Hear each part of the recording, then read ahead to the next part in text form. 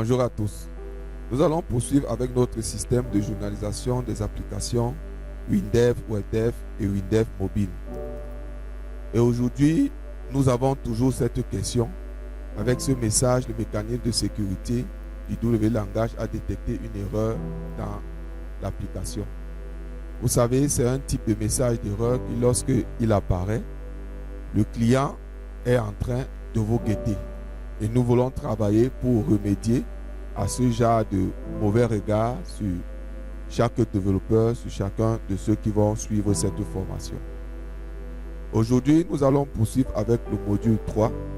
Dans ce module, nous allons aborder les éléments extrêmement importants dans la mise en place d'un système de journalisation professionnelle, les niveaux de journalisation. Beaucoup d'applications génèrent des fichiers de log, mais ces logs ne servent à rien parce que tout est mélangé. Les messages importants sont mélangés avec les messages techniques. Les erreurs critiques sont noyées dans des milliers de lignes et au final, le développeur ne peut plus analyser ce qui se passe réellement dans son application.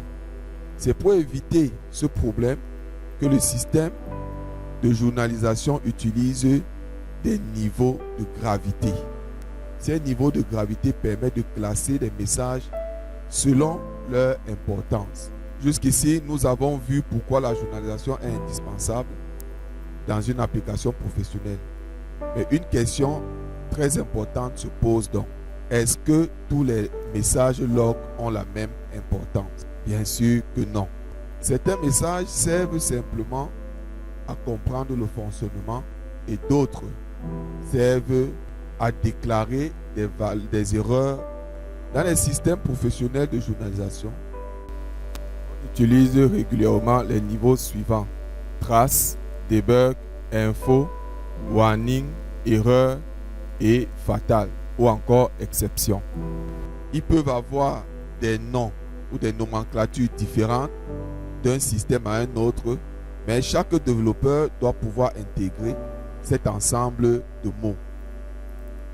Que ce soit dans tel ou dans tel autre système, vous aurez quasiment les mêmes significations ou les synonymes de ces mots-ci qui sont les plus réguliers. Nous allons maintenant analyser chacun de ces niveaux. Et nous allons commencer par le niveau trace. Trace est le niveau le plus détaillé dans le système de journalisation. Il sert à suivre l'exécution du programme de manière très précise. Ce niveau est généralement utilisé lorsqu'un développeur doit analyser un problème complexe dans le code. Par exemple, il peut tracer les différentes étapes d'un calcul ou les différentes valeurs manipulées par le programme. En revanche, ce niveau est souvent désactivé en production car il génère énormément d'informations. Le niveau debug est également destiné aux développeurs. Il permet d'analyser le comportement du programme en enregistrant les informations techniques importantes. Par exemple, le résultat d'une requête, la valeur d'une variable ou encore le nombre d'enregistrements retournés par la base de données. Comme le mode trace, le mode debug est principalement utilisé pendant le développement et à la phase de test. On ne les utilise pas en production. Le niveau info est probablement le niveau le plus utilisé dans une application en production. Il sert à enregistrer les événements normaux du fonctionnement de l'application. Par exemple, la connexion d'un utilisateur, la création d'une facture ou la validation d'une commande. Ces informations permettent à suivre l'activité générale du système. Jusqu'ici, nous avons parlé des messages qui décrivent le fonctionnement normal de l'application. Mais il arrive parfois que le système détecte une situation anormale, mais non bloquante. D'où nous allons donc parler du niveau warning. Le niveau warning correspond à un avertissement. Cela signifie que le système fonctionne toujours correctement, mais qu'une situation mérite votre attention. Par exemple, un espace disque trop est presque plein, plusieurs tentatives de connexion incorrectes des variables qui sont régulièrement utilisées dans une requête. Ce type de message permet souvent d'anticiper les problèmes avant qu'ils ne deviennent critiques. Ça, c'est le niveau warning. Le niveau erreur indique qu'une opération a échoué dans l'application. Et cette opération qui a échoué montre qu'une fonctionnalité ne s'est pas bien exécutée. Par exemple, l'enregistrement d'une facture qui échoue. Par exemple, un problème lors de l'appel d'un API ou un problème lors d'une connexion. Dans ce cas, l'application peut continuer à fonctionner, mais le problème doit être analysé. Une erreur signifie qu'une opération a échoué. Mais il existe des situations encore plus critiques lorsque l'application ne peut plus continuer à fonctionner. Dans ce cas, on parle d'erreur fatale ou alors d'exception.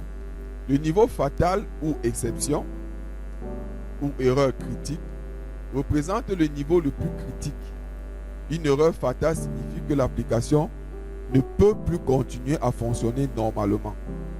Cela peut être, par exemple, nous pouvons avoir une base de données totalement inaccessible, une exception non gérée qui provoque l'arrêt du programme ou une défaillance majeure du système. Ce type d'erreur nécessite généralement une intervention rapide. Et vous allez voir dans notre travail, c'est quand ce type d'erreur se déclenche que directement un email sera envoyé aux développeurs. C'est ce que nous allons travailler lorsque nous allons commencer à coder notre système de journalisation. Maintenant que nous avons vu les niveaux de journalisation, il est important de comprendre un autre point essentiel. La différence entre une erreur fonctionnelle et une erreur technique. Une erreur fonctionnelle est liée aux règles métiers de l'application. Par exemple, un mot de passe incorrect, un stock insuffisant ou une date invalide. Dans ce cas, l'application fonctionne normalement, mais l'action demandée par l'utilisateur n'est pas autorisée. Par contre, ou à l'inverse, une erreur technique est liée à un problème dans l'infrastructure ou dans le système lui-même. Cela peut être par exemple une base de données inaccessible, un fichier introuvable ou une connexion réseau défaillant ou alors une division par zéro. Et donc, lorsque cette erreur est déclenchée, votre système doit être capable de récupérer ça et de prendre ça comme une erreur fatale et l'envoyer par mail directement pour que vous puissiez agir promptement. L'un des défis les plus importants pour un développeur est de choisir le bon niveau de journalisation. Une erreur fréquente dans beaucoup d'applications consiste à enregistrer tous les messages au niveau erreur. Résultat, le fichier log devient très difficile à analyser. Il y a donc une règle simple que vous devez maîtriser quand vous voulez faire la journalisation. Il est donc important de bien distinguer les différents niveaux et de les utiliser de manière cohérente. Lorsque vous voulez faire un suivi technique détaillé, vous allez utiliser le niveau trace. Lorsque vous voulez faire un diagnostic développeur, vous utilisez le niveau debug.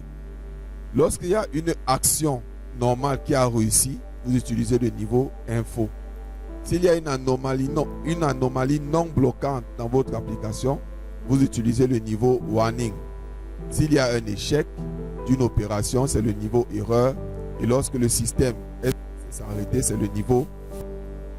Voilà comment vous allez utiliser ces différents niveaux d'erreur. Et une astuce pédagogique est donnée. Chaque fois que vous reconnaissez quel est le niveau d'erreur que vous devez utiliser, posez-vous toujours cette question. Si je vois ce message d'erreur, est-ce que je dois agir immédiatement? Si votre réponse est non, vous êtes au niveau info. Si votre réponse est peut-être, vous êtes au niveau warning. Si votre réponse est oui, vous êtes au niveau erreur. Mais si votre réponse est immédiatement, vous êtes au niveau fatal. Donc posez-vous toujours cette question. Si ce message d'erreur arrive, est-ce que je dois promptement réagir? Non, peut-être oui, immédiatement. Ceci va donc nous introduire dans les bonnes pratiques que nous devons avoir. Avant de terminer ce module, nous devons retenir ce qui suit. Premièrement, ne pas mélanger les niveaux de l'ordre. Ne pas mélanger. Un mot de passe incorrect n'est pas une erreur du système en lui-même. C'est une erreur, mais ce n'est pas une erreur du système. Deuxièmement, évitez de surcharger les logs avec des informations inutiles, avec des traces partout. Quand vous mettez le niveau trace partout dans votre système log, votre fichier sera vraiment inutilisable. Troisièmement, permettre de configurer dynamiquement les niveaux de journalisation. C'est-à-dire que vos niveaux de journalisation peuvent se muter pendant que le système est là, sans que vous n'ayez à déployer votre système. Et enfin, toujours inclure le contexte. Qu'est-ce qui se passe dans votre application? La date et l'heure, le module impliqué, l'utilisateur, le niveau, le message clair doit être dans votre système de log. Voici un exemple structuré. La date, l'heure, le module, c'est la facturation. Le niveau, c'est info.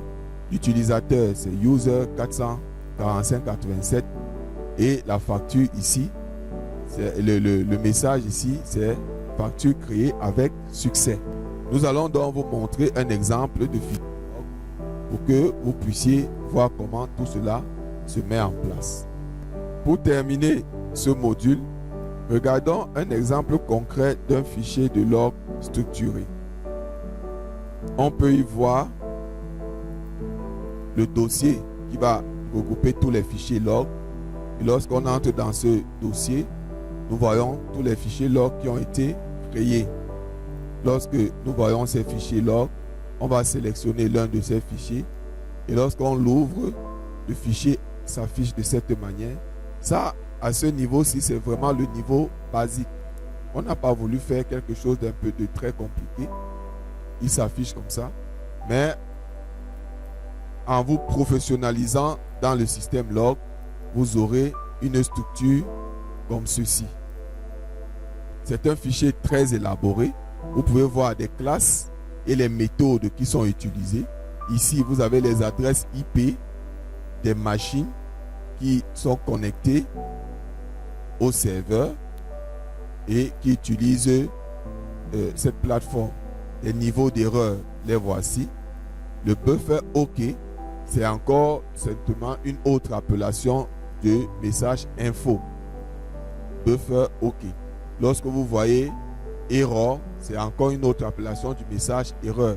Donc chaque développeur va utiliser ces termes, mais tout cela doit toujours être fixé. Quand une opération s'est bien passée, c'est info ou OK ou buffer OK. Lorsqu'une opération ne se passe pas bien, c'est error. Lorsqu'il y a quelque chose qui détruit le système, c'est fatal, c'est exception. Donc ce sont des termes qu'on utilise. En conclusion, nous avons vu l'importance des niveaux de journalisation. Ces niveaux permettent d'organiser des messages de log et filtrer les informations et d'identifier rapidement les incidents critiques. Une bonne utilisation des niveaux de journalisation est une étape essentielle pour mettre en place un système de journalisation professionnel. Dans le module suivant, nous allons maintenant voir comment concevoir un système de journalisation réutilisable dans nos applications. Merci d'avoir suivi cette vidéo. Ne manquez pas de liker, de commenter et de vous abonner sur nos diverses plateformes pour ne pas manquer ces vidéos. Et surtout, inscrivez-vous à partir du 4e module de notre formation. Cela ne sera accessible qu'à ceux qui seront réellement inscrits.